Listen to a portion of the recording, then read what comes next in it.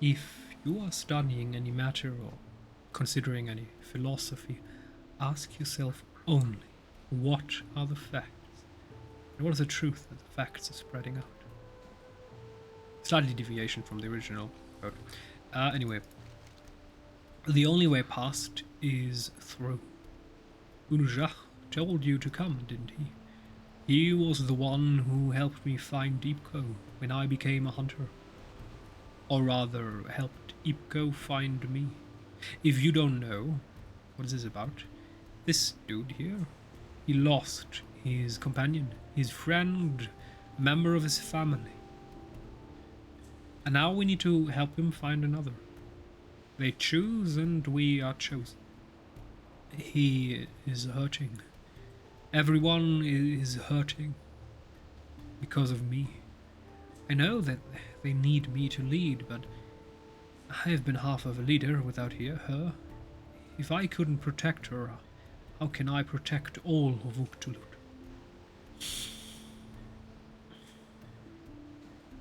I cannot forgive myself, but I cannot let that way keep me from putting at least one foot on the path I must walk. There's also something that's quite important. For example, if you have problems, psychological problems. I'm not judging. And you go and try to find help. There comes a problem because some people expect the person helping to walk their way instead, but that's not how it works. The person helping cannot walk on the way for you. He can only hold your hand, guide you to a path, and then you need to walk on that path yourself. And you have to have the will and determination to do that. Nobody can help you if you do not want to help yourself. A problem in your mind cannot be fixed by another person talking. It needs to be fixed by you developing the will to reflect on your life and find a path out of there. And yes, there is help where one can show you a path, but you have to walk on the path yourself. Never forget that one. It kind of makes sense when you're in the situation, and it's going to make your journey easier. If you already understand that another person cannot walk the path for you, you have to walk the path on your own. Just like this Otuk. Is that considered an Otuk, by the way? That's an Otuk, yes. So that's also an Otuk, but it's a giant Otuk.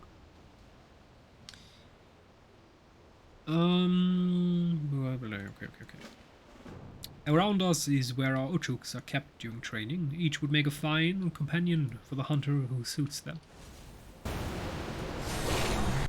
My heart is still too heavy to search myself, but if you are able to bring any Otuks to me, I would meet them.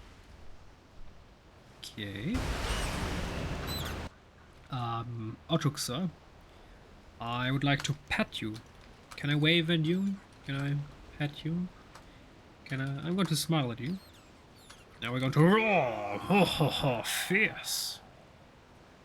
The Otuk perks up when you approach, lifting his head and whining for attention, raising an eyebrow at your odd roar. It looks like he wants you to just pat him.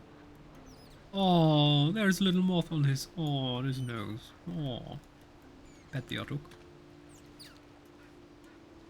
By the way, was that a moth? No, that's a butterfly. Never mind me. What? Please never touch these things. You are probably going to kill them. That's just... please don't. In general, don't touch wildlife. The best thing that you can do for wildlife is don't interact with them at all. At best, try to make them fear you. I know it sounds aggressive, odd, but it's usually the best thing that you can do for wildlife. Make sure they understand that humans are not good. Make sure that they keep their distance from humans. And that way you're going to help them in the long run. Because humans are often not good. And that's a terrible truth about animal relations to humans in the wild. And I know it hurts, but as long as the animal doesn't need immediate aid, for example if it's badly hurt, don't try to interact with it at all. It's just don't. If it's becoming dependent on humans, or if it loses fear of human settlements and then it walks onto a street and gets hit by a car, that could have been avoided. And especially now when cities in most developed worlds are expanding and the natural habitat for animals grows thin, small, it becomes increasingly important that the animals do not deviate from their home, but stay where they are. Because if they start to interact with humans, for example, if they walk on streets, their chance of dying in a violent accident is heightened. And that's a bad thing. So make sure to understand that even though you'd like to interact with wild animals, don't. Not because of safety concerns. Sure, if you get bit by a wild animal, it's possible that you have a bit of a problem and you need to go to a doctor, and then you're going to get a shot. As you know, there is a certain level of problem arising when a wild animal eats. No, not eats, bites you. I was about to say eats a bit of your flesh, but that sounded harsh. So bites you. Going to need a tetanus shot. Something. And I would like to repeat that. Please do not interact with wild animals. It's just, I see so many people trying to do it. So many people actually doing it. And you're not doing a favor to the animal. You are going to probably doom them to violent death. Just so you can have 5 seconds of fun. And if that's your way of life, then sorry, but I'm out. That's incompatible with the style of life that I'd like to lead, where the impact that we humans have on this planet and on animals should be limited to what is necessary. Oh, what a very sweet friend you are. So calm, so serene. Unfortunately, still too young and soft-hearted. The tides of the world are rough. Let him keep to his halt a while longer. Territorial or two. Alberta growls at you menacingly when you come near her. She doesn't seem to want you to touch her. Maybe you could lure her with a toy? Oh, a broken fishing pole. That's not... I mean, to an animal, that's a good toy. I mean, to babies as well. Small humans. You can make everything a toy, really. If you're creative and you use it properly, you wave it and you just make it seem interesting. I mean, animals, people, are often just starving attention, especially younger people, younger humans. And it can be very easy to entertain a human, even though many older humans forgot that. When I see nowadays young parents who just grabbing a tablet, a phone, and smashing it into the face of their 4-year-olds so they stop whining for attention, yeah, that's a time, one of the times when I just lose a bit of my hope in humanity. It's just, damn, humans. When have you decided to evolve backwards? I mean, it is important to be able to entertain a child as a parent without reverting to technology. If you need a phone to make your child stop screaming, you have done a terrible job at educating and raising your child and nothing else. Anyway, do I need to use the object? Deep water. Wait, what? Huh? Stuffed. Ah! Wait, what? Do we need to... Seriously? We're going to put the toy on the end of the stick? Okay.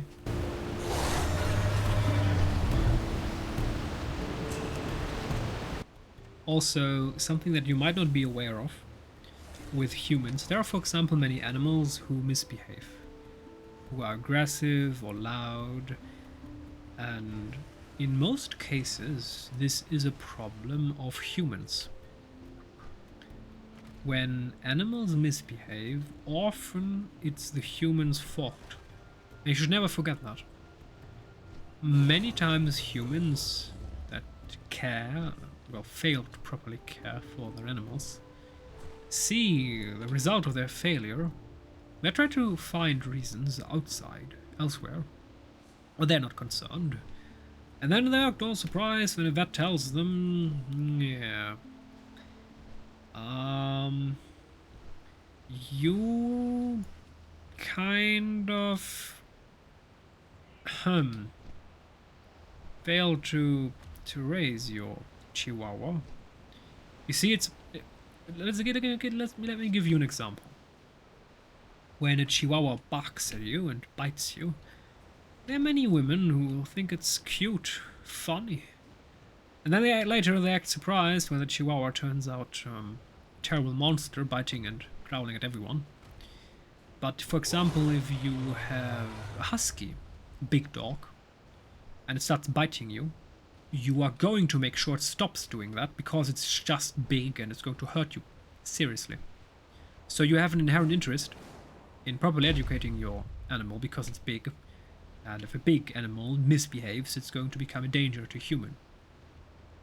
And that's a bit of a problem with small animals. For example, cats also. Humans kind of tend to let the animal misbehave if it's small.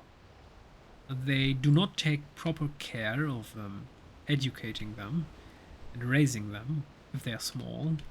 And then you have the products on the street who are the worst of the worst of the worst. But it's not the fault of the animal itself. It's just an animal in captivity is basically trained child with the mindset of a toddler, and whatever that animal does usually represents what the person in charge, the owner, deemed good, deemed acceptable. So if a chihuahua misbehaves, you can be quite sure that the person that has the fault is usually not very far away.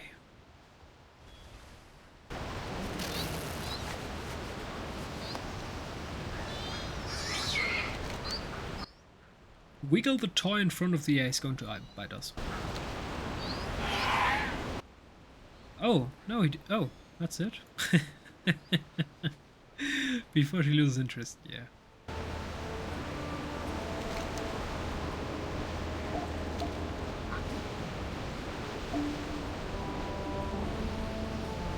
Little one, I have no desire to fight you. I know the village is large and you feel as though you cannot control it. But control is not the armor you think it is. Just like Tuskar, some Otuks can be glory-eager, but I do not fight for the sake of fighting. Well, a wise king never seeks war, but he is always ready for it, right? Well, the Otuk seems preoccupied with making sure the other Otuks are eating. Maybe if they had more food, the Otuk might be willing to follow you. Oh, dutiful Otuk. Alright, let's get fish or food, whatever.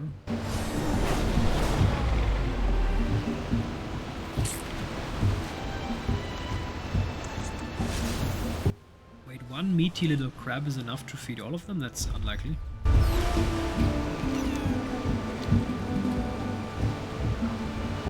Wait, that's it? You give them meat for one little baby Otuk and he's going to abandon all of them? That's not a good dutiful Otuk. A dutiful Otuk would have looked at you and said, oh, 500 of these crabs, then I'm going to come with you.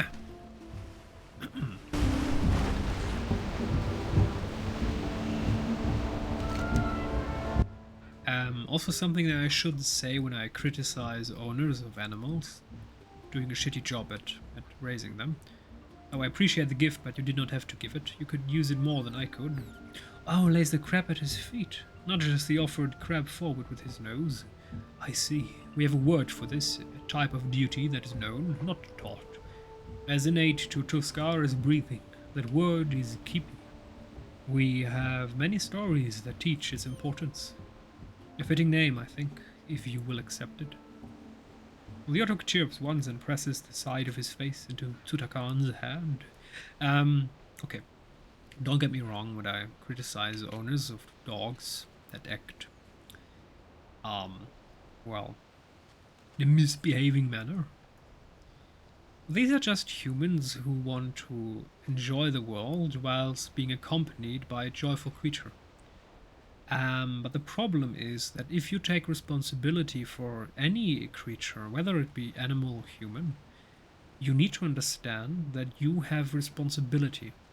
You have the responsibility to make the choices that benefit this creature. And an animal cannot make the hard choices that are required for it to be properly educated, properly raised.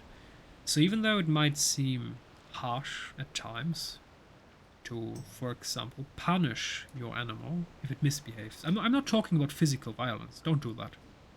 You're just going to misteach your animal by doing that. But for example, if you try to raise your animal by positively reinforcing it. Positive reinforcement is quite effective at raising an animal in a good way. Actually also with humans. So whenever an animal does something wrong, your punishment will be to ignore it, to take off your attention. Make it understand that it did something wrong. And when it does something right, something good, you reward it with food. This way you will never need no violence, only taking away attention. You are going to punish the animal with ignorance. And you're going to reward it with kisses, with hugs, with food. But of course, in order to do that, you need to know what's good and what's wrong. And that's a point where many humans fail, because they've never been properly taught what is a decent behavior and what is not. So let me tell you. Biting, not good. Barking, not good. Done. Congratulations, on a way to probably educate your dog. You have just walked the first 10 steps and there are only 200 remaining. Well done. I knew this would happen one day, though it does not blunt the pain. By the way, I once had a cat away with my family. When we returned from a holiday, a trip, it decided to bite twice as a punishment. Where were you? How dare you? I should say that this cat was an outdoor cat, so it always grazed around the neighborhood and the fields and the forests on its own. Even though we always had a spot in a barn for it, with a bit of food, and we gave neighbors a key and asked them to lay food there to make sure it always had enough proper nutrition if it wanted. And even though it had nutrition, it had food, it was still kind of grumpy that we dared to leave it for 2 weeks. So it greeted us by biting us, but only twice. And then it was chill as always. And that felt very human-like. You know, the cat he didn't started misbehaving. No. That was just a bite saying, how dare you leave me for so long? Now I want you to cuddle me and then give me more food. And then this situation was forgotten. It's sometimes interesting to see how intelligent cats can be. I mean, if you look at dogs, they're just sometimes so dumb. They have the brain of a 5-year-old. Well, a cat sometimes seems hyper-intelligent. I mean, if a cat is on a counter and it sees you, and there is an object that can be thrown down, and it's seeing your eyes, and your eyes are screaming, please don't, I don't want this, the cat is going to look at you, and it's going to push the freaking vase off the table, and then it's just walking away, demanding food. And you can be absolutely sure that the cat knew that you didn't want that, but it still did it. Because, damn, cats have kind of dominated mankind. I mean, humans have made dogs their pets, but sometimes I have the feeling that cats made humans their pets. I mean, a cat is quite brilliant. Since the age of dawn, since, I don't know, old Egypt, cats have started dominating humankind.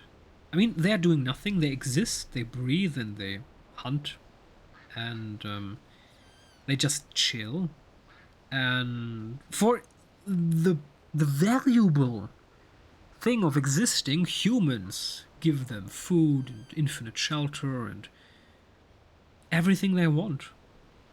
Even though the cat is doing basically nothing in return. I mean, back in the day, sure, the cat killed rats and other vermin in the storage areas.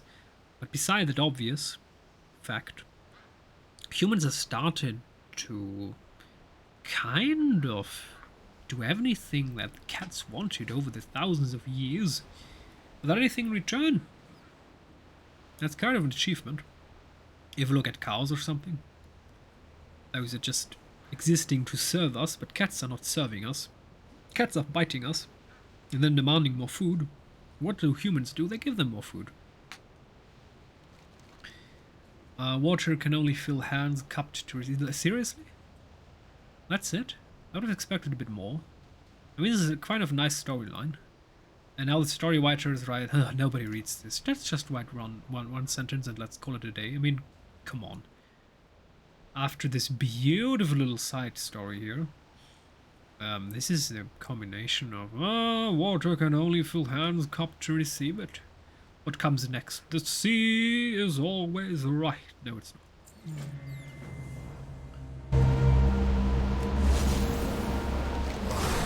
The resounding call of a hunting horn rumbles in the center of the village, calling the Uktulot hunters to attention.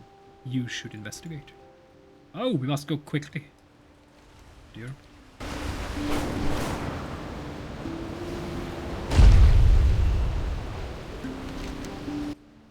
Uktulot will not fall. If the chieftain won't see to that, I will. What's going on? Oh, it's Buggy. Oh, no, it's not Buggy. What? Hunters, the blow that Tyrell dealt to the Kalashi only angered them. One of the massive brutes who led them has taken the western mouth of the river. It falls to us to cut him down. We have all the spears you need. Even without our chieftain, we will... You are not without your chieftain. We will put an end to this threat today. Ready to fight again, eh? I stand by what I said. I won't lose anyone else to the Jaradin. Nor will I. Say the word, chieftain, and we will stand with you. For Uktulot. Oh, that's it? Okay. I'll smash that, yes. While the iron is hot, I spoke to our lookouts on the way down. They say this Jaradin, Zurtan the river boiler, has begun his heinous ritual southwest of here, close to the waterfalls where many of our Rotuks build their nests. If they are boiling the river upstream from us now... Oh, by the way, something that you should be educated in, and if you know nothing about this, you might want to listen for a second. Rivers upstream. It's a big problem in many places of Earth that rivers run from point A to point B. You might ask yourself, why is that a problem? Well, the problem is there are different countries. And when there are countries upstream, and sometimes they build a dam, they can control how much water the country downstream gets. And that can turn out very problematic. And that is also why diplomacy and proper rules, international rules, are very important. Because when countries start manipulating the access to water, maybe the most basic of ingredients of all that creatures on this planet need, carbon-based entities can tell you exactly what water is about, because it's very important. We have two basic ingredients, the two pillars of life. First is the sun, the warmth, and water. I mean, sure, you can go and say, oh, oxygen, but not every creature necessarily needs oxygen to thrive.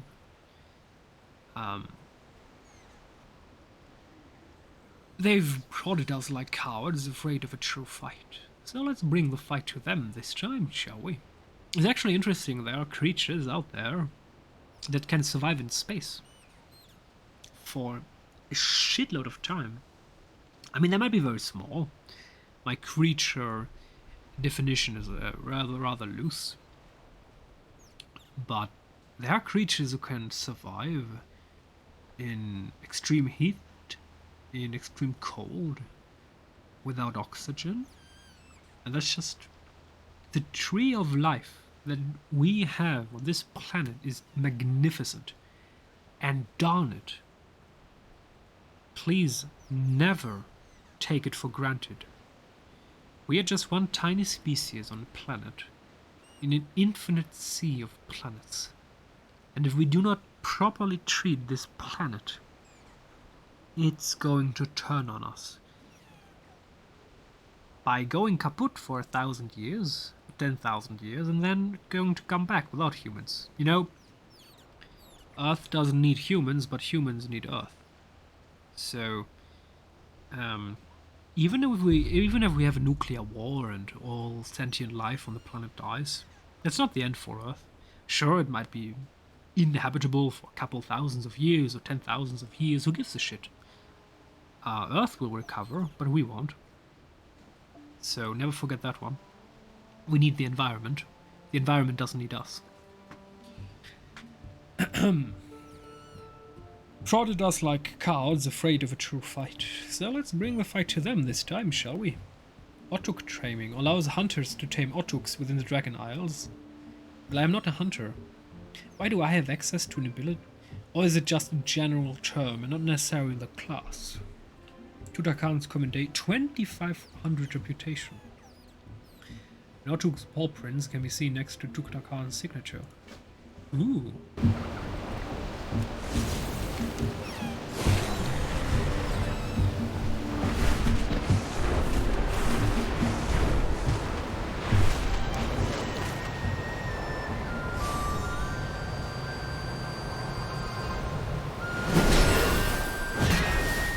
Flames will devour these lands and reforge them in the name of the Kalari. All will witness us train. I mean, we just defeated Sagaris basically, so why should I care about you? Sorry, that's just... The stakes in Legion were infinitely high, and then in Shadowlands, Blizzard tried to raise them even further, which was ridiculous.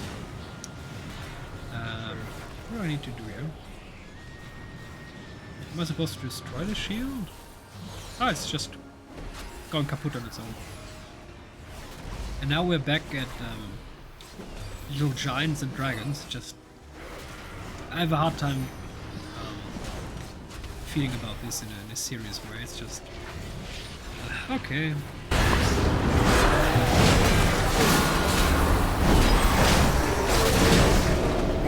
That, by the way, is why you should always try to think through your story climaxing. If you reach an ultimate point, you need a very good storytelling idea to further it.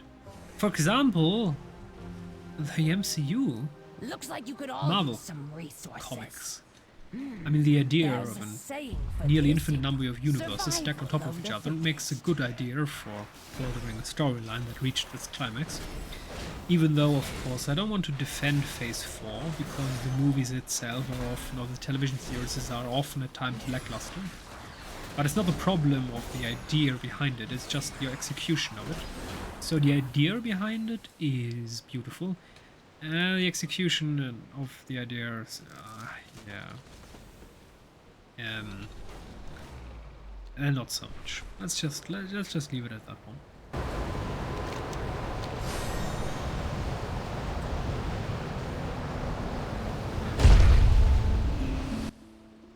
And we will stand stronger than ever because of it. We may be tucked away from far from Iskara, but that distance need not truly separate us. Trade will start again as soon as possible. I will personally gather our hunting party to protect our workers for as long as we are needed. Uktulut will flourish again. Our river and our people could not have been saved without your help. The Uktulut tribe owes you a great debt. Okie dokie. You've been proven yourself a friend to me, Tyrell. And more importantly, a friend to our people. Ah, complete the Dragon Isle's renowned campaigns listed below. So there are 2 more campaigns in the Halls of Titans and Garden of Secrets. Obviously these are the 2 lines that we're going to get with a high renown. And oh, we now have a new flight oh, we can now access all of this here. Alright. Now we have a flight location. Can we buy anything here? Anything of interest?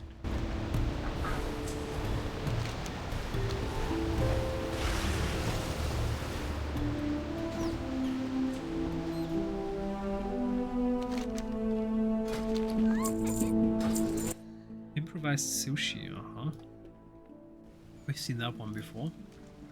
Do we have anything else here? Oh, he sells blacksmithing supplies. Where supply? I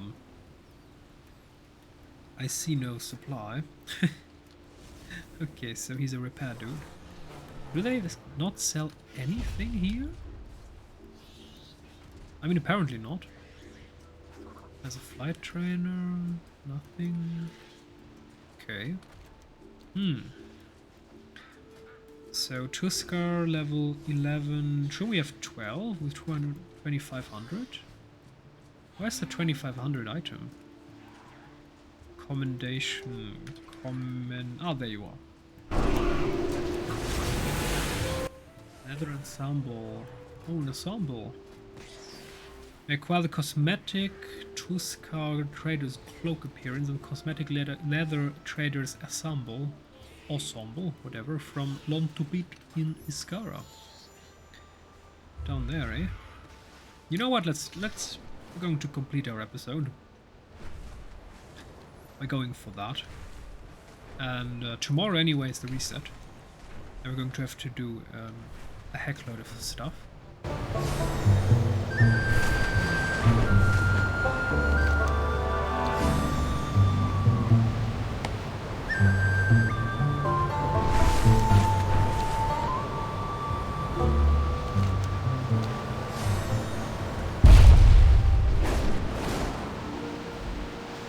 Where's the portal room here? Is it above us? I mean, I guess? Not there? Oh, there you are.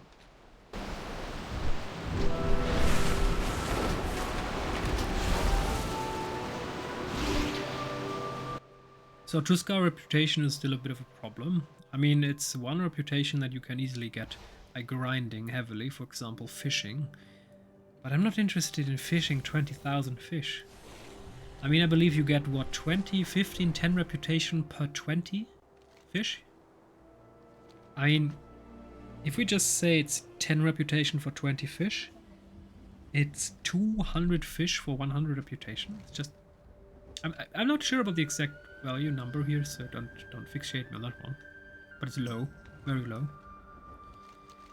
And that's exactly the part of World of Warcraft that I'm trying to avoid, this mindless grinding, even though the Mythic Pluses always feel a bit like grinding, even though I kind of like the idea of right now trying to bring back old content, for example, Halls of Valor and the Temple of the Jade Serpent or the Shadowlands Burial Ground, or the Court of Stars, even though I didn't really like that.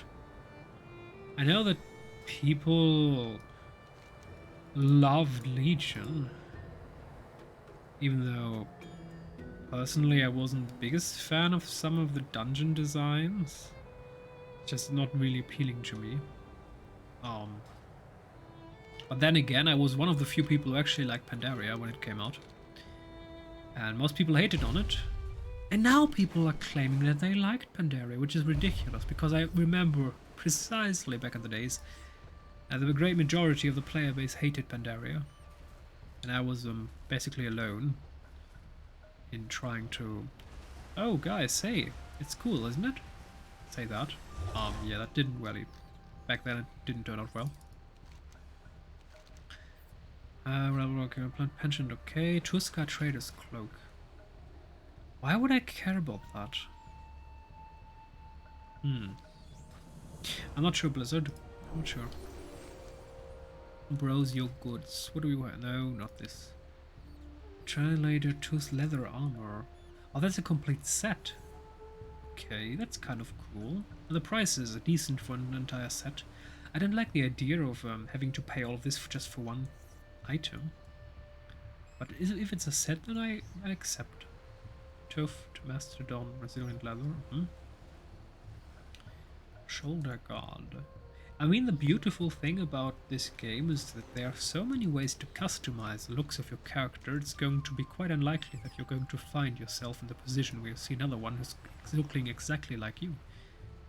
I mean, I'm not sure if I found zero persons, very good English, that looked like this one. No, this big Astro. I mean, this is a new edition, the headpiece. I'm still not sure if I like it.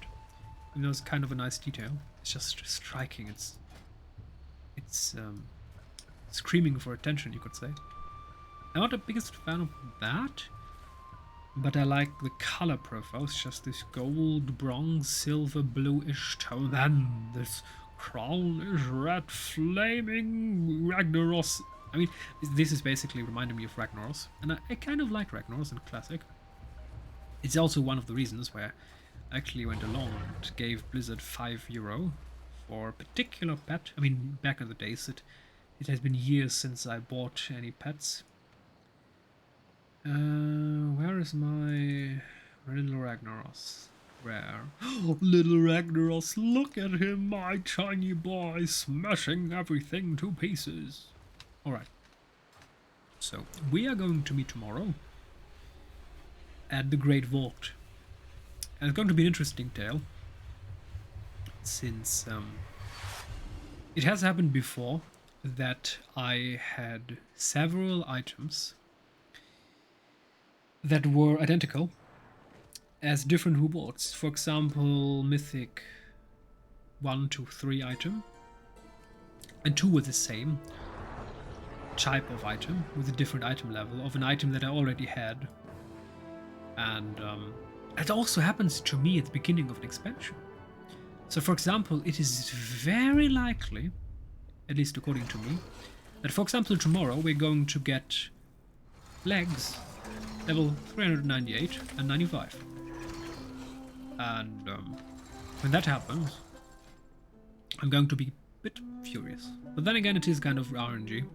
I mean, RNG was never really with me. Whenever RNG was of concern, I usually lost. So we shall meet. Hopefully. What do I want most? I mean, in terms of what gives me the biggest boost, we're always talking about chest piece, for example. You have to look at stamina, 760. And for example, this 370, nobody cares. So chest is always nice in terms of stat boost. Or shoulder is relatively nice. Helm is very good. And legs also very good. You see it. 940. Waist or hands or feet. Those values are rather low. What's also nice are rings. Even though personally I would love to see a neck piece.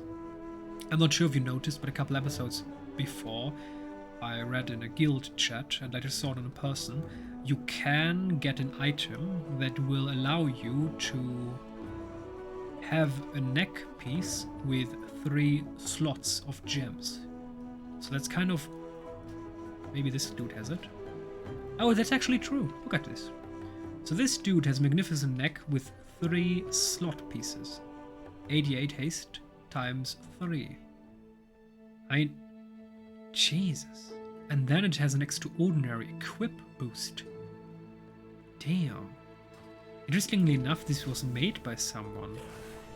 Do we maybe need to buy a neck piece that is good? I'm not sure about that one. Container, weapon, arm. Is it under armor? Neck. Search. 200,000. 100. No. Wait. So these are only soul bound. Maybe we need to do a crafting order or something? I don't know. There are no neck pieces here that we could get that have any value. That's odd. So what exactly do we need to do here? 310, 308. Yeah, that's just not what I'm looking for. That's odd. How do I get this neck piece? Now, before I end the episode, I want to... let's get to the crafting orders. Do I need to find someone crafting it for me specifically because it's soulbound or something? Start recrafting. Wait, recrafting? Oh, we can actually start recrafting order. Interesting. No, I want armor, miscellaneous, neck. Ah, so this is the way to go. Empower one of your socketed elemental gems. Ah, to shield you. Drain the elemental energies from you and your gem, sacrificing 40 from each of their associated stats to shield you for 14,000 per gem, socketed for 10 seconds. The stats are returned to you when the shield is broken or expire. Oh, that's interesting. Interesting. Damn. That's very good as a tank. What are we going to need for this? Shimmering Clasp. Illuminated Diamond. Elemental Harmony. 200 gold, 300 gold, 50 gold. Serious? That's cheap, so I could order this. Interesting. So we can definitely do that, and apparently it's quite important. But let's see what we get tomorrow. Even though I'm going to check also something else. Can we do any crafting order? Any crafting order? Crafting orders. No, no, no, no, no, no, no, no, no order. No, no, no, no, no, no, no, no, no, no, no crafting order. There are no crafting orders on this planet. No, it's a broken system. I mean, it's a nice idea, but if 10,000 people are looking for the fulfilling of crafting orders and there are only 100 or something coming in, yes, it works. The person who is going to post an order is going to do it, get it done. But at the same time, it's not a very rewarding experience for majority of crafters because they're never going to actually see an order come up. Yeah, I'm not sure if this is the wisest idea, Blizzard. The idea of it is good, but yeah, the execution might need a bit of refinement.